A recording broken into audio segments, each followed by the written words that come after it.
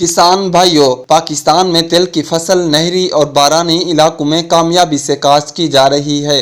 बारानी इलाकों में आबपाशी अगर मुमकिन हो तो फूलों के वक्त ज़रूर कर देनी चाहिए, जबकि नहरी इलाकों में अमूमन इस फसल को 3 से 4 पानी की ज़रूरत होती है। अगर बारिश ना हो तो पहला पानी उगाव के 15 से 20 दिन बाद लगाना ज़रूरी है। दूसरा पानी भी इतने ही वक्फे से लगा देना चाहिए। फूल आने के वक्त फसल को पानी की अशद ज़रूरत होती है।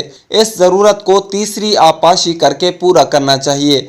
अगर ज़रूरत पड़े तो चौथा पानी लगाएं, वरना छोड़ दें। ये फसल 100 से 120 दिनों में पककर कटाई के लिए तैयार हो जाती है। अगर फसल को वक्त पर बर्दाश्त ना किया जाए तो फलियों से बीज गिरना शुरू हो जाता है, जिससे पैदावार पर बुरा असर पड़ता है।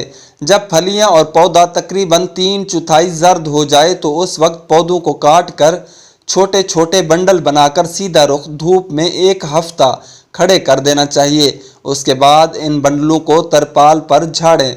ये अमल 2 या 3 बार दोहराएं ताकि फलियों से बीज मुकम्मल तौर पर निकल जाएं। बीज को अच्छी तरह धूप में खुश्क कर लें और महफूज मकाम पर संभाल लें। इस दौरान बीज में नमी की मकदार 10% से ज़्यादा न हो, वरना कीड़ा लग जाएगा और आइंदा काश्त के वक्त रोईदगी मुतासर होगी।